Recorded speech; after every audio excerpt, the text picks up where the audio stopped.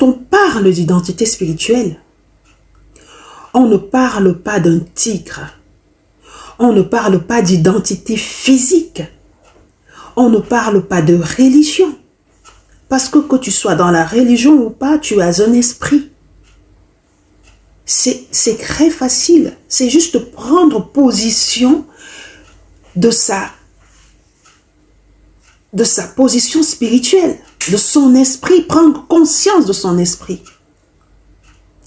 Prendre conscience de qui on tient, de qui on vient, à partir de qui on a été créé. Beaucoup d'entre vous ont l'habitude de me poser la question, mais coach, comment révéler mon identité spirituelle? C'est tout simple. Tu es un esprit. Ton identité physique, c'est ce que tu vis tous les jours à travers tes malédictions, à travers tes blocages. À un moment, tu es bloqué physiquement. Tu dois te lever et tu dis, stop. Ce qui m'a détruit depuis des années, ce qui a détruit mes pères, va arrêter de me détruire parce que ça te détruit physiquement. Et tu ne fais jamais appel à ta partie spirituelle.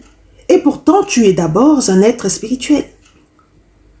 Prendre conscience de son identité spirituelle, cette identité qui te définit plus que ton identité physique, c'est prendre tout simplement autorité sur ta vie.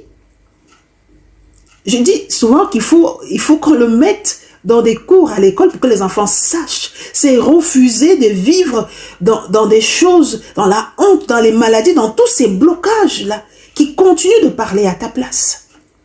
C'est refuser toutes ces choses-là. C'est reprendre sa position spirituelle en tant qu'esprit. Le positionnement tout simplement de ta vie, prendre autorité et déclarer ce que Dieu dit de toi. Parce que ce que les hommes physiquement ont déclaré, ce n'est pas ce que Dieu dit de toi. Ce que les malédictions disent, ce n'est pas ce que Dieu dit de toi. Donc tu dois prendre position en tant qu'esprit, parce que nous sommes d'abord des esprits.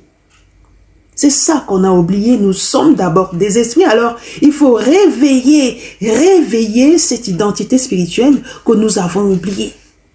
Ça ne se passe pas brusquement. Parce qu'à un moment donné, quand tu te sens coincé et que tu te souviens que tu as une identité spirituelle, directement et tout doucement, tu vas arrêter de subir. Tu vas commencer à ordonner les choses. Tu vas commencer à te battre, à déchirer et à rebâtir une nouvelle vie, à rebâtir ta destinée. Et les choses changent directement. Les choses ne vont plus être comme avant.